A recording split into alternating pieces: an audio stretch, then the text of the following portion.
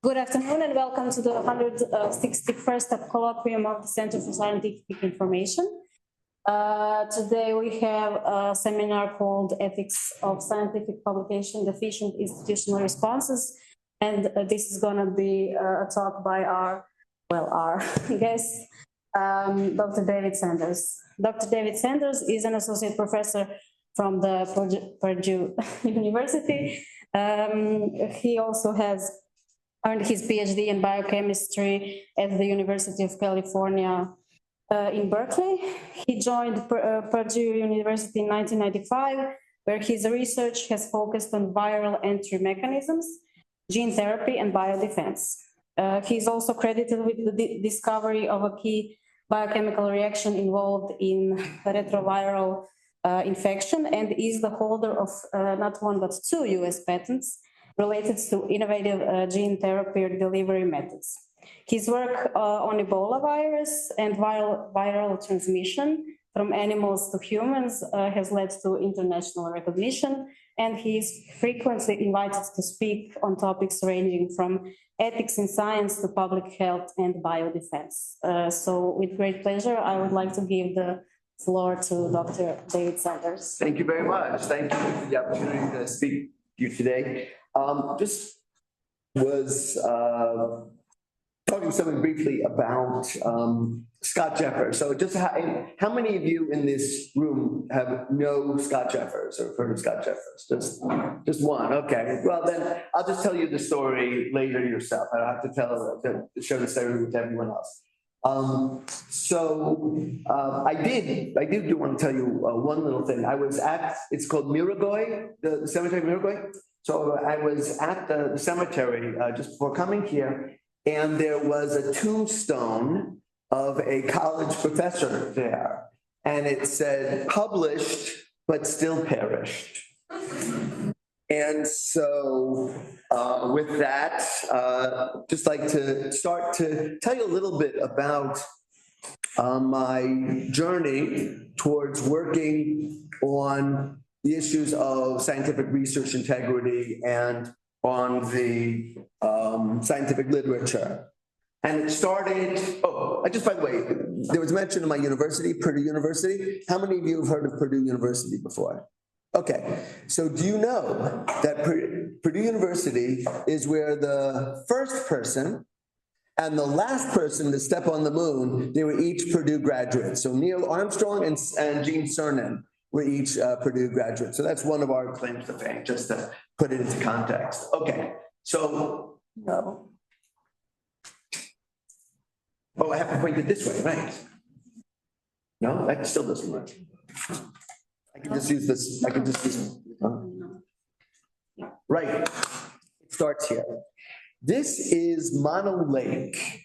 Mono Lake is right outside of Yosemite National Park in California. And the journey begins here because in 2010, there was a report that a bacterium isolated from this lake could grow on arsenate instead of phosphate, okay?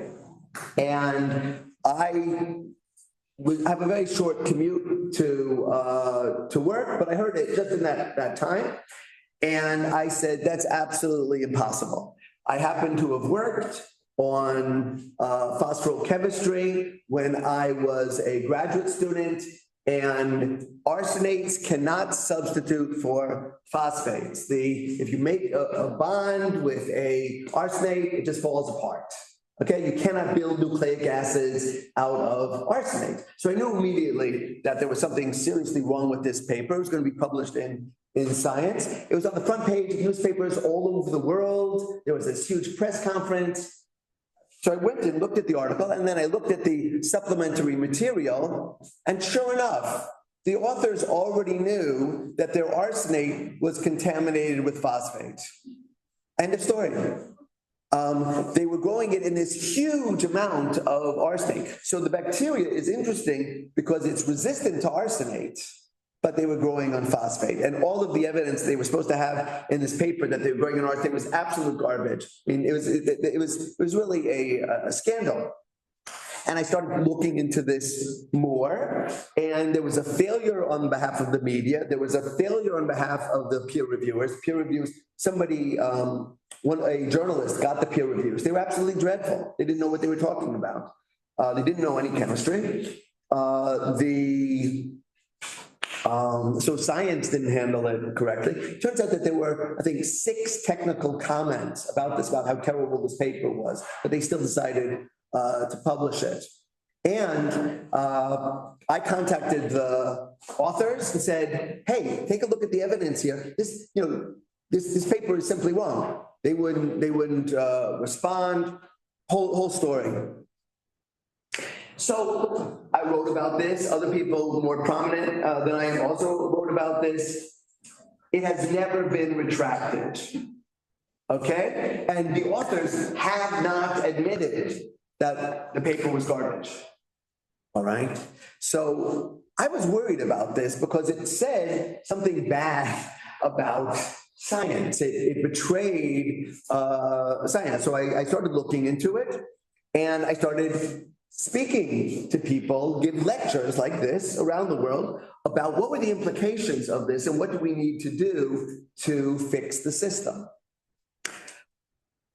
So I gave a talk, and I think it had more discussion afterwards than any talk. I talk about Ebola, I talk about, I don't know if you've ever heard about this, 2-component regulatory systems, made some major contributions to that, retroviruses, gene therapy. That talk would generate 30 minutes, 45 minutes of discussion afterwards. People really wanted to talk about it because they had never had a presentation like that before. But the most interesting part was people would come up to me afterwards and say, you think that's bad? You should take a look at this. So they started telling me about these other things. And one of the things they told me about was this.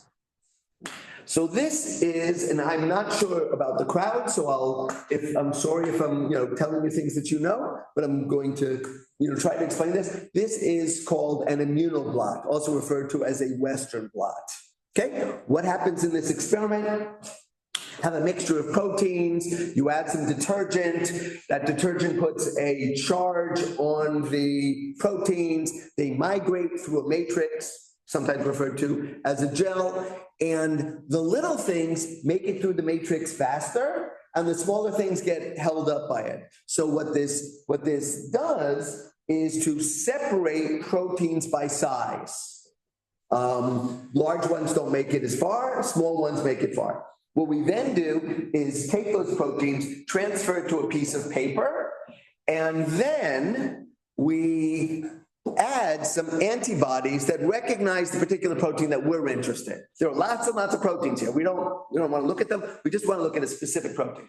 And so an antibody will bind, stick to the paper where that protein is, and the amount of antibody that binds is indicative of the amount of protein that's present. So we get 2 things from this experiment. We get the size of our protein, and we also get how much there is of it. Okay, and this, involves some other things, but that's in essence what we're looking at.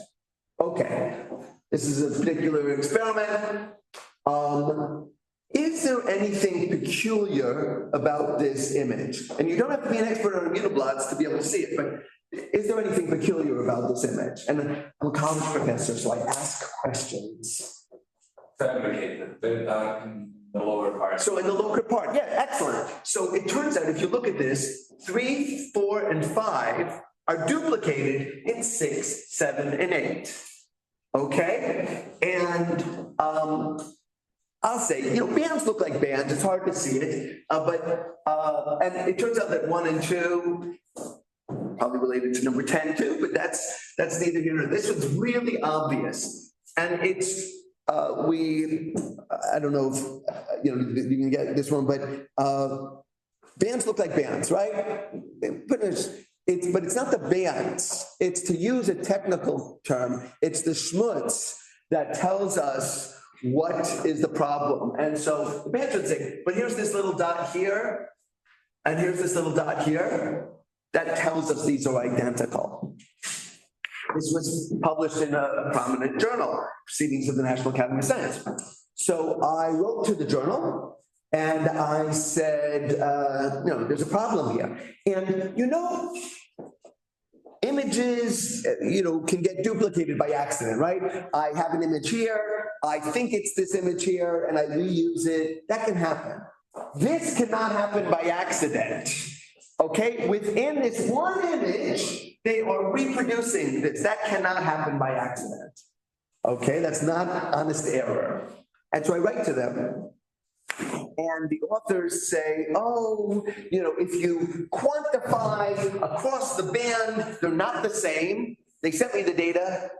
The quantification, if I had two bands, that I tried to make closer, I couldn't make them closer. The numbers were nearly identical. They weren't quite identical. You're just scanning things. And then they sent it out to two experts. One expert said, yes, of course it's duplicated. The other says, I'm not so sure. So the journal did nothing. I started looking into all of the authors that were present in this paper, and I wound up with about 30 articles that had either image manipulation and or plagiarism from this one group of, essentially one laboratory and an associated laboratory. 30 articles. I wrote to all 30 journals and, told them that there was a problem. I got very little response from the journals. This is about a decade ago. All right. No. What do I have to do? Read that? That'll be good. Yes. Here's another article from some of the same authors, same laboratory. And in this case, instead of proteins, we're looking at nucleic acids, RNA molecules. Then we don't have to put any charge on them. They have an inherent charge, but the principle is the same. They are running through a matrix, small ones run faster than large ones, and instead of using antibodies to probe, we can just use nucleic acids that are complementary. Fine, but the bands look like bands, okay? Do you see anything here? And I'm going to focus you on E and F.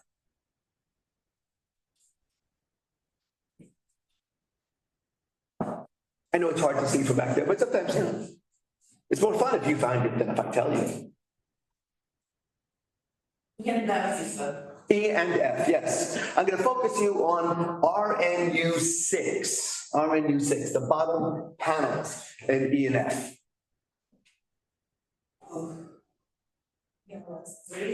That's right. These three are the same as these three right here. Okay. Totally different experiments. Can't be true. All right. I write to this journal. This is the Journal of Experimental Medicine, and I write to them. Now, as I said, I wrote to like 30, about 30 different articles. This one was totally different. Within a month, there was a correction to this article. Amazing, unbelievable. Here's the correction. So, maybe you can see it, but you can't. This is exactly the same as it was before, except it's been inverted. And this is no longer looks like this, okay? So I write to the journal saying, congratulations, 1 month to a correction, absolutely a record.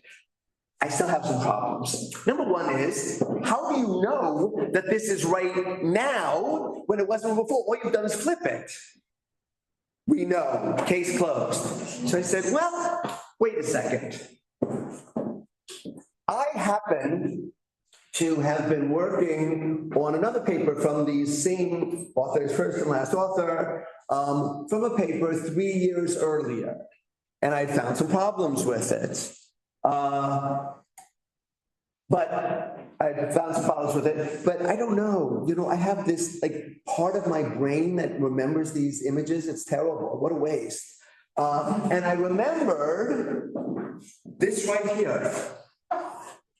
This right here. This is a paper from Cell Press. I think it's Cancer Cell, 3 years earlier. Now, this wasn't the problem in the paper. The problem was with numerous other images in the paper that were duplicated and manipulated and so on. But I remember this one here.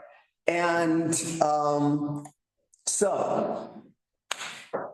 if you take a look, you can see that those two are inverted. But if you take this one and turn it around, and I refer to these things, I don't know if you can see it as submarines. They have little, they look like submarines, they have a little periscope on them. And so you can see here's the periscope here, here's the periscope right there. This one has a periscope towards the middle, this one also. In the correction, they're reusing data from a totally different experiment from a paper 3 years earlier. That takes a lot of, I use the word chutzpah. It takes a lot of guts. They know, these authors know, they know about me already. They know that somebody is looking at everything they do. They put in a correction, which is reusing another image. So I write back to the journal and said, okay, you think you know that? What about this? They're clearly reusing these data. Okay, we'll get back to you. But by the way, in that image number 1, you can also see, again, that little comma there, that's on the side. They're clearly reusing the data, and they're reusing it, resizing it. It's a total mess. All right. One of the things I'm trying to point out here is any data can be faked. Any data, and then not only any data can be faked, any type of data will be faked. Okay? Now, this is a heat map. So there are a few things to say about a heat map. A heat map is about comparing whether something goes up or something goes down compared to some other situation. Okay, that's what a heat map is about. This is about microRNAs and cancer. And let's just ask you, do you see anything unusual in this particular image? That's right. That is right. So if we just take a look at this thing here, that's this thing right over here, right? And this is this, and so on. These data have been shifted up and are shifted. There's no way that's possible, okay? And if you look at the labeling, they're totally different. Unbelievable. There were 13 people on this paper. None of them apparently looked at the data. Now that brings me to my second point about this. Not only can you fake any data, but no one in the history of science has ever actually looked at a heat map. A heat map is utterly useless. The numbers might be useful, but looking at that heat map, who cares? Nobody's ever looked at it, right? You might skip over here, and the heat map, based upon these fake data, leads to this Venn diagram. Okay, this is figure number 1. The entire paper is based upon this image and this Venn diagram. All right. Right. So I can't get the journals to take these things seriously and deal with them. I happen to have some friends at the New York Times. And so I contact them and say, hey, I've got this problem. I didn't realize at the time when I was investigating this person that the laboratory, it's the laboratory of probably the most famous Italian scientist in the world who works in the United States. So now the New York Times is interested. I didn't know that. I just said, hey, I've got this problem with journals. And that's the thing. I'm interested in the journal responses, the university responses, the fact that they don't respond appropriately, right? People are always going to be doing bad things. The question is whether the system is encouraging them to do bad things and is not taking any action when they do bad things. To me, that's the interesting part, and that's what I fight for. In any case, they wouldn't do anything. I'll go to the New York Times. They're pretty interested. Takes a while, but there winds up being a front page article in the New York Times about this scientist and about my investigations and so on and so forth. And they took a photo of me. I looked like a spy in the article. And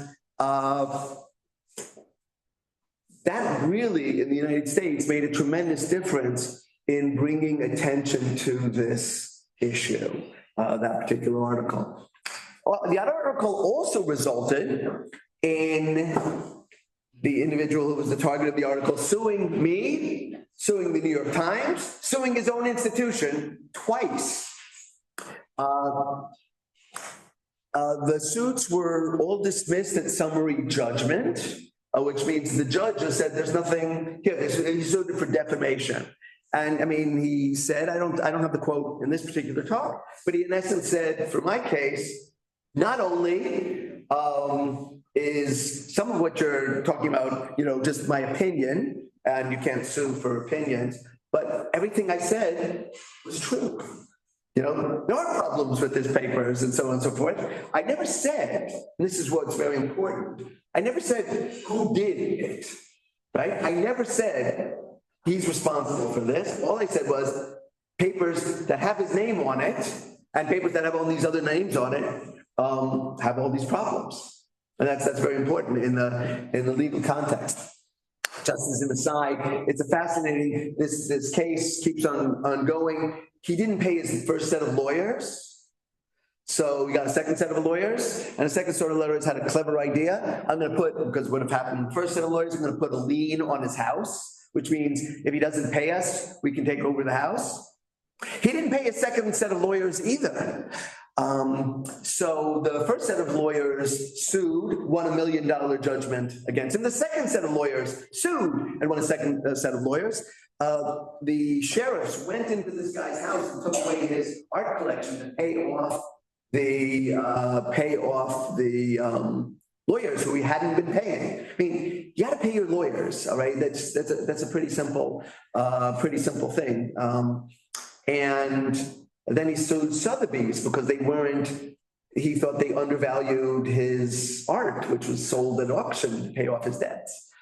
Okay, right. So in any case, this is, oh, by the way, all of those papers, the first paper is now subject to an editorial expression of concern. The other ones have been retracted.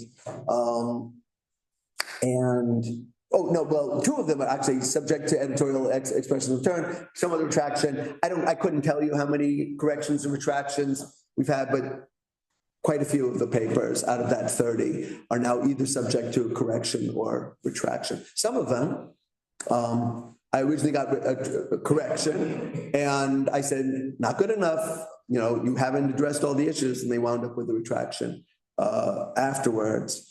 So yeah, that's the first part. So more evidence about any data can be faked. These are two different papers about, oh, by the way, microRNAs and cancer is one of those contaminated fields around, but so is nanoparticles. There is so much junk in the nanoparticle field, and here's an example.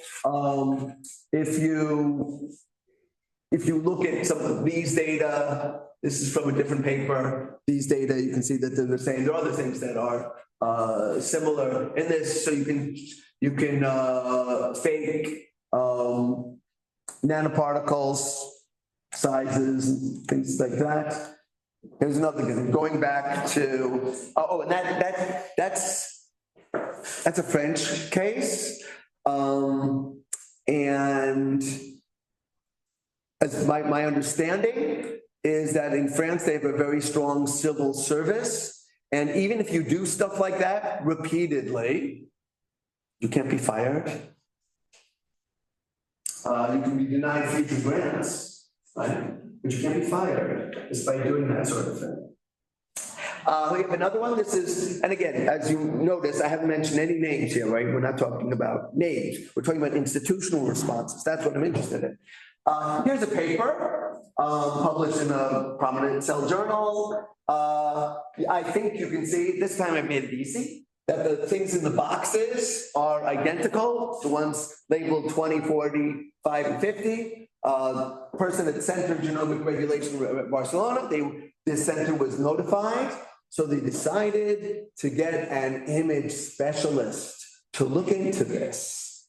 Okay? We'll learn what the image specialist's job was in just a moment. Here is a pixel by pixel breakdown of this, and on the top is 50, and the middle is 45, and they look pixel by pixel identical, don't they? Now, on the other hand, this one down here, 25, doesn't look anything like it, and that's because no.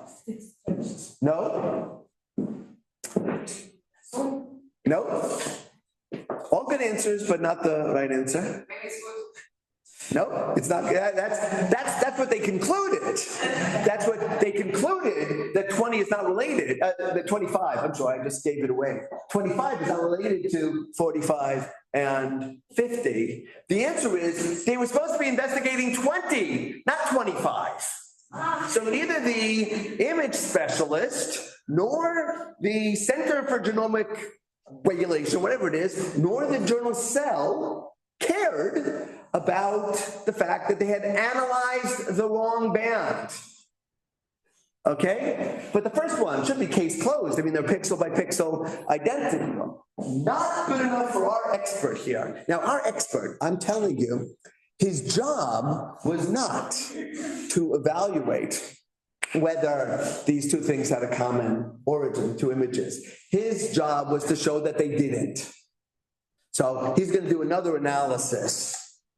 So here's his other analysis. Now that he's ruled out 25, which is actually 20, so here's his, look, here's Crete, okay, with the sunrise over Crete. You see that?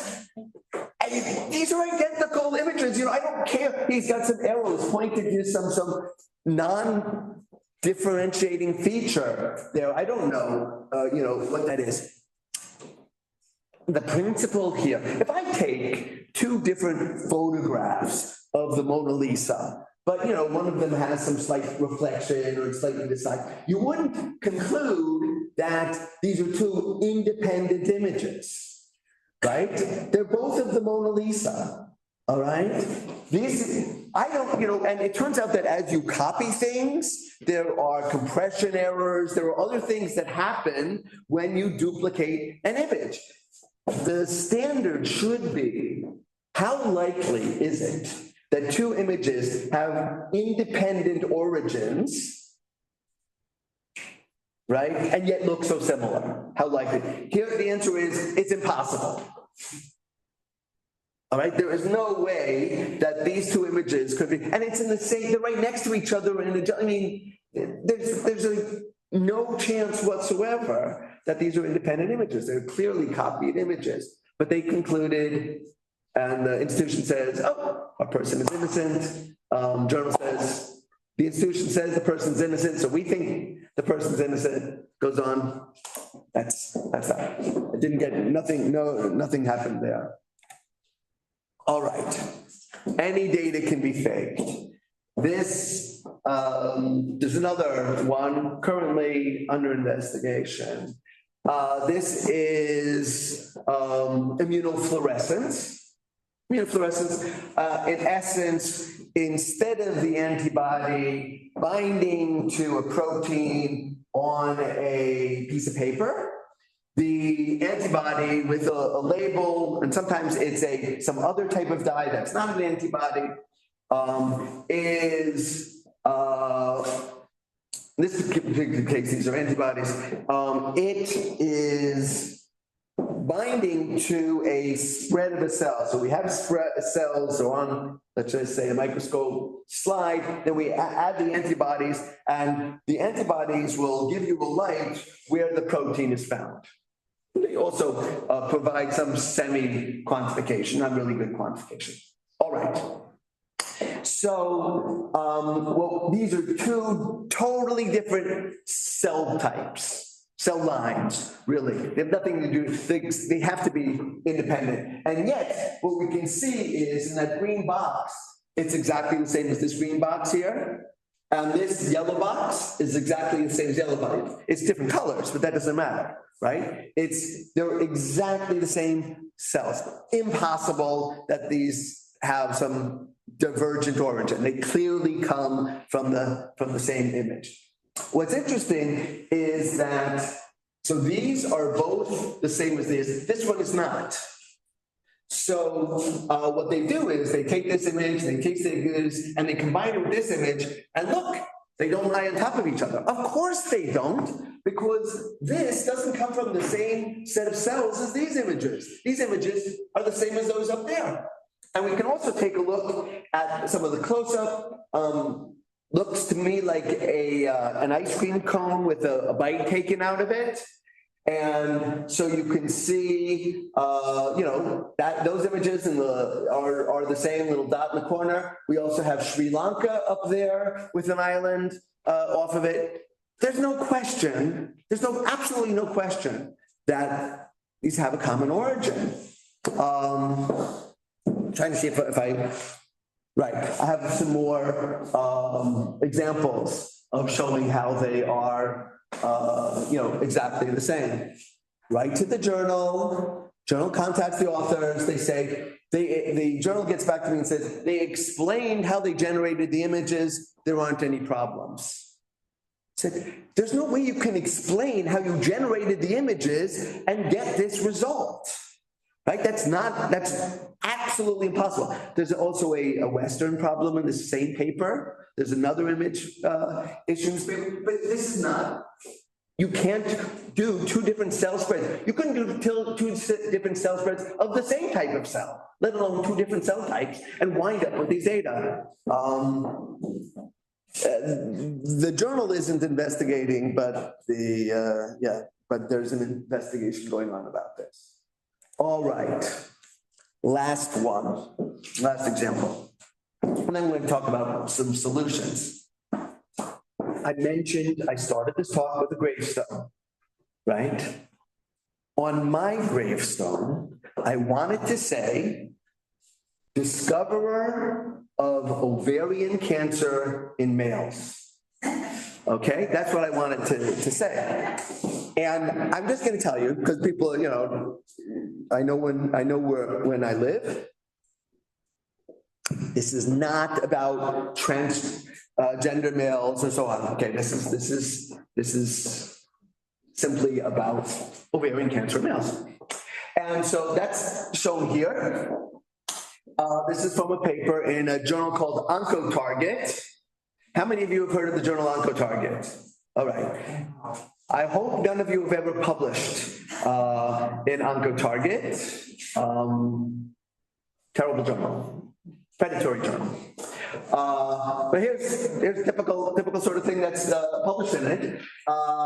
If you look at gender, 19 of the patients with ovarian cancer were male, 29 are female. Right, but it gets better. If you look at these data, this table of data, they are identical to, and this is about microRNAs in cancer, right? I said something about that before. It's identical to the table of data over here, which is about thyroid cancer and microRNAs, published in Oncotarget as well, a little while beforehand. So I write to the journal and say, you've got a table of data with ovarian cancer in males. Nearly half the patients are male, And the same data occur in the same paper early on, and both of them are paper mill products. And if you don't know what a paper mill product, should I explain? Is there anybody who doesn't know what a paper mill scientific paper is? Everybody knows. Well, good. Because often when I talk, there are still people out there who don't know what that is. So I'm glad to hear that that's percolating out. So in any case, the data are identical. So the journal, Oncotarget, puts a notice. This article is under investigation on both of them. 2 years pass. It shouldn't take 2 seconds to make the decision to retract an article where it's got identical data and ovarian cancer male. By the way, this is not the only article with ovarian cancer in males. And just to be fair, I've also found articles with prostate cancer in females. So 2 years. So I occasionally have students who are, I don't know, brave enough or crazy enough to want to work with me on these projects. And so I gave this to one of the students, and the student wrote to them and say, hey, I'm a student. How could this be? You know, I'm just entering into science. How can you have these sorts of articles?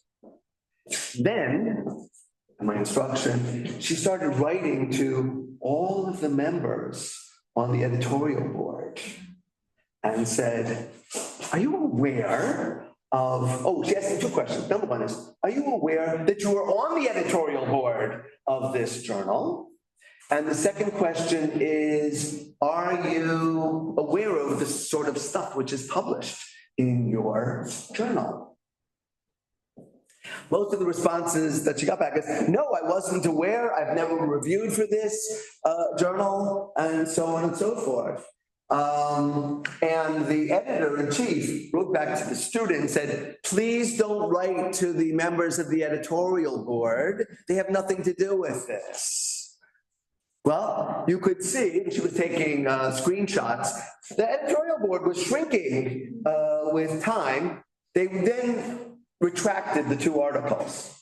And then Oncotarget did something very clever. They no longer list the editorial board, they list the founding editorial board, the people who didn't know any better and agreed to do it at the beginning. If you look online, I guess I haven't looked at it recently, but that's what's out there. They also have a new editor-in-chief. Okay, enough said. All right, so let's so we got these retracted, but this, okay, that is.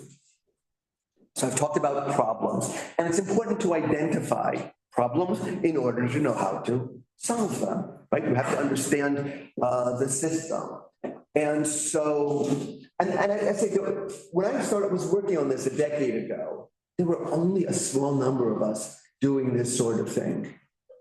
Really, it was, and there's another couple of prominent people who were doing it, but really very, very, very few people. That 2017 article made a big difference. Use of social media made a tremendous difference in bringing attention to this issue. There are other things. There's something called PubPeer, which has made an important contribution to bringing attention to this issue. But now it's a real field. But what I think largely distinguishes what I do from what most of my fellow sleuths do is I also spend a lot of time proposing solutions. And I write something called Times Higher Education. I don't know if any of you are familiar with Times Higher Education. In the United States, we have something called the Chronicle of Higher Education, which is about how universities operate in the United States, and all sorts of, that's news about that. For the rest of the English-speaking world, it's Times Higher Education that largely deals with those issues. So I write for them, and I write about both the problems and the solutions. So let's start with peer review. My graduate advisor was Dan Koshland. Dan Koshland Jr., he was the editor of Science from 1984 to 1994. So I got a lot, I got to see from the inside how journals operated. It wasn't always a pretty sight. And by the way, just a little plug, I don't make any money off it, but so I just recently published the National Academy of Sciences commissioned me to write his biographical memoir. So you can find that online. Dan Koshland, if you look at the National Academy of Sciences, you'll see my my memoir about him, and it's pretty entertaining. So I recommend that you take a look at that. You'll learn a lot from that. But besides that, he once said, echoing Winston Churchill, that peer review was the worst way of determining whether scientific articles should be published, except for all the ones that have been tried heretofore, right? So there are so many problems with peer review, but it's probably the best thing that we have. But that doesn't mean that we can't try to solve the problems with peer review. So here's problem number one. Audience participation here.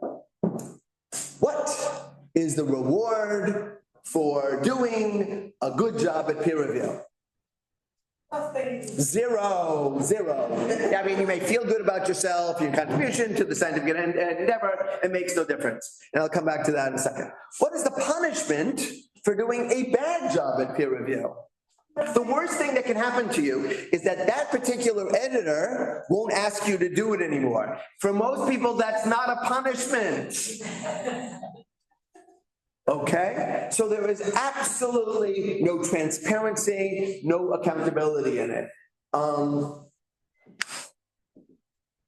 do we do peer review? Well, you get an article to review, you get the title, and the names of the authors and the institutions that are associated with it in an abstract.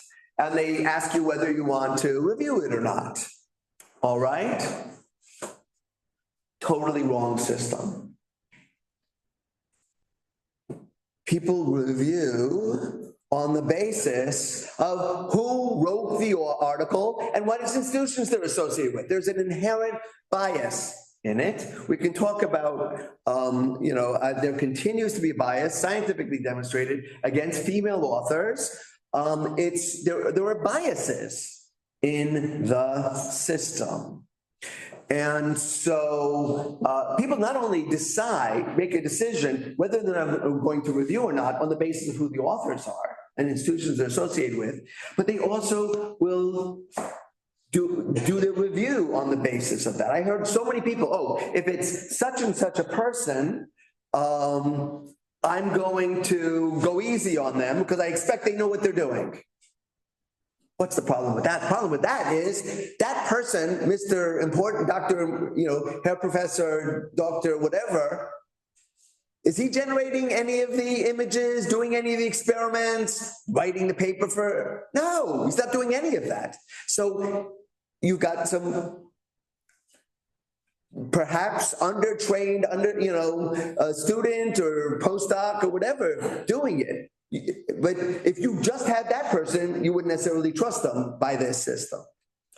Also, by your willingness to review, you are sending the editor a message about whether the article is worthy of publication. If an editor finds that it's hard for him or her to find reviewers, they're going to be less interested in publishing the article. So I argue that we're doing the system exactly backwards. Exactly backwards. Instead, when it goes out for review, it should just have the title and the abstract, and it should be written in the third person. None of this we showed before, just cite articles, write it in the third person. And at the end of the review, then you get the names of the institutions and the people that are associated with it, because those can be relevant. So, for example, I'm going to get at the end, I get these authors that say, well, now I know why they keep on citing this paper that nobody else in the field believes, or now I understand the bias here and so on. On the other hand, peer reviews should be published along with the article in the online version. And that gives some people perspective on the article, and also it gives a mechanism for people to have accountability, but also to potentially be rewarded. I believe peer review is a very important contribution to the scientific endeavor. But we've just established it doesn't matter whether you do a good job or a bad job on it in our current system. So in typical, and I'm sorry here, I'm biased here because I know the American system best.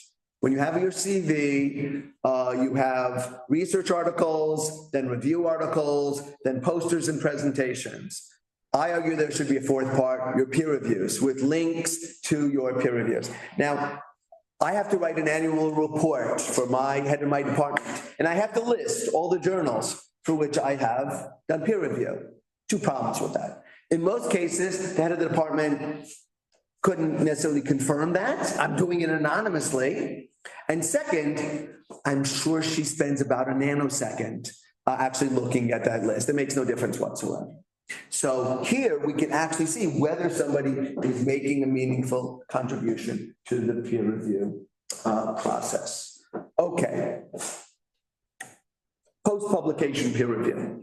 This is what people like me do, right?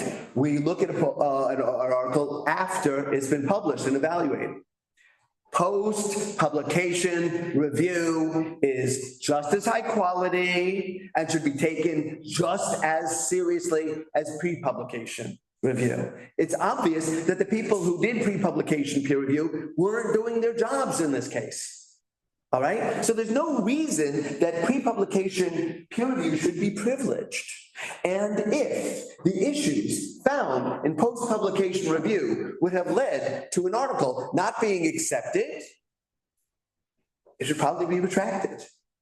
Right? I mean, there's no particular reason. It needs to be respected. It needs to be considered as part of the process. I talk about a living literature rather than a dead literature. It's there, it's published, and we're done with it. One of the things that I argue is that every journal should be required, and I'll tell you how we can require it later on, to have a comment section on each article. Curated, of course, but a comment section. So people don't have to go off to PubPeer or, look on X, I was just about to call it Twitter, X, to see, about a particular article. It should be there linked to the article, curated. I don't want people just saying random things and, saying terrible stuff about things, but it should be connected to the article. And some of it can be good, right? It can be saying, we cited this article, we've built on this, or it turns out that they say this, but we now know that. Whatever it is, just to give people perspective. This should be required. What do I mean by required? In the United States, most of the funding that leads to, who knows what's going to happen tomorrow, but most of the funding that leads to scientific publication comes from the federal government. I argue that the federal government should only allow that money to be spent on journals that are keeping their part of the bargain, that are not predatory journals, that are not parasitized by paper mills, that have authentic peer review. Okay, and that includes that. So I know there are countries that are doing this now, but the United States is the big player, and if we did that sort of thing, we could have a major impact. All right, only a couple more. Anonymity. I am not a fan of anonymity. A lot of my fellow sleuths, for many years, and I know some of them still to this day, when they are posting their comments on they use a pseudonym and they maintain their anonymity. Why do they do it? They don't want to be sued.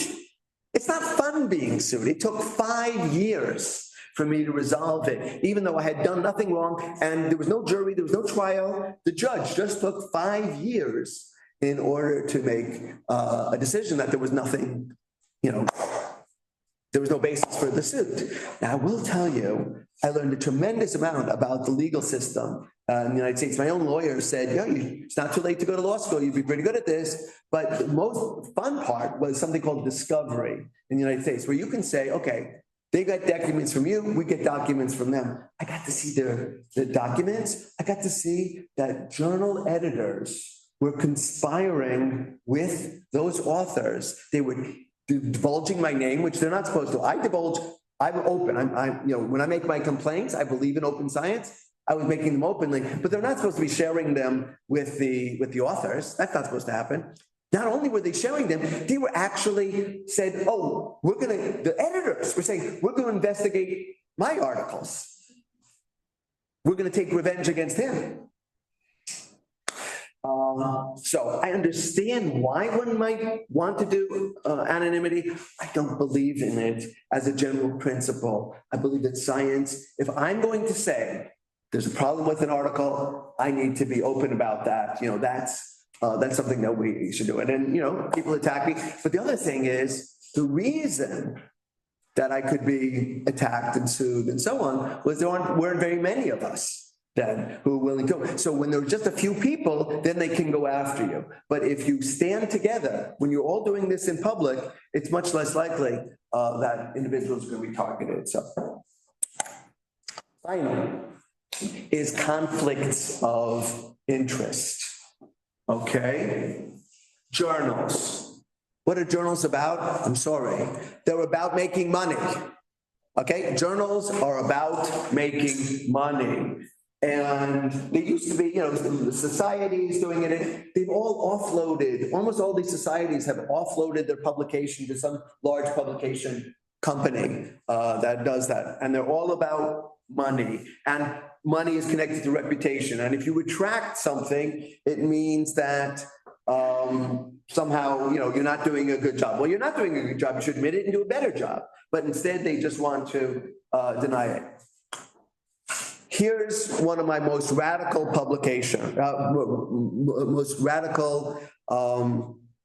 suggestions. Stop publishing. Stop publishing. I would estimate that at least 75% of the scientific literature should not have been published ever. We have a proliferation of scientific articles and scientific journals. There's no way the peer review system is completely overtaxed. There is no way that people can do peer review properly. And there are all sorts of things that happen with peer review. So for example, you submit an article, most journals, you get to submit the names of suggested reviewers. Terrible. That's good for the lazy editor. But it's not good for the equity in the system, right? It's not good for actual peer review. Have any of you heard of peer review rings? And so what happens is you submit, I'll just use my own name. I want David Sanders to be my reviewer, but instead of using my institutional address, they use David Sanders at, 123.com. which goes back to them, right? Or one of their friends. It doesn't go to me. That's not my address. But they use my name so it's a fake peer review. Why journals allow people to submit their own reviewers? Crazy system. Okay, conflicts of interest. So they don't want to, and here's another thing, especially if it's a prominent author, they don't want to tick that person off, because their citation index is dependent upon those prominent authors, getting cited and dragging up their numbers. So they don't want that person getting upset that the quality of their research is being, damaged and going elsewhere, and that there may be a correction or retraction. So that's another conflict of interest. I've mentioned the conflict of interest. People publish in their friends' journals. And the final conflict of interest that I want to talk about is the institutional conflict of interest. right? Again, I'm talking about the American system. That's the one I know best. Articles get questioned, and you've obtained grants on the basis of those articles. And if those articles are serious, if they're faked, wrong is one thing, but if they're faked, you could potentially lose the money. Who loses the money? Well, the university loses a substantial amount of money because it's not just the lab, and they don't want that. So there's a pressure upon the people investigating to find people innocent because it's going to cost the university money. Solutions here. Solutions are, number one, the journals all have to have people who are looking into research integrity. Here's a fact. I give these talks. I give talks including to publishers and so on. Practically none of them did until 2019. They didn't have anyone dedicated to looking into these issues. I'll share this with you. Many people have told me up that the 2017 article was a wake-up call for them, again, in the United States. But they didn't have anybody until 2019, all of the vast majority of them. But those people need to be given independence, and I know a lot of them because I write to them. So some of them do, some of them don't. I'll give you some examples of people who aren't necessarily taking it seriously, but they need to have independent people, not people who are beholden to the publisher, not people who are the friends of the editor-in-chief, independent people who can independently evaluate. Same thing's true with the institutions. Universities, research institutions. Once it gets, in the United States, we have a two-part system for these investigations. First part is called inquiry, which is to determine whether there's anything there, right? Whether it's just a frivolous thing. And the second one is investigation.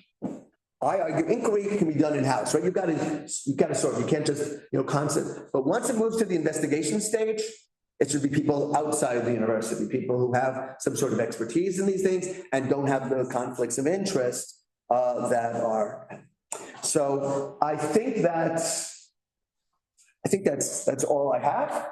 I want to thank you. I could talk forever, actually, but I think that's enough for now. And I'm certainly very appreciative of the opportunity to speak with you today. And I'm open to any questions. So thanks a lot.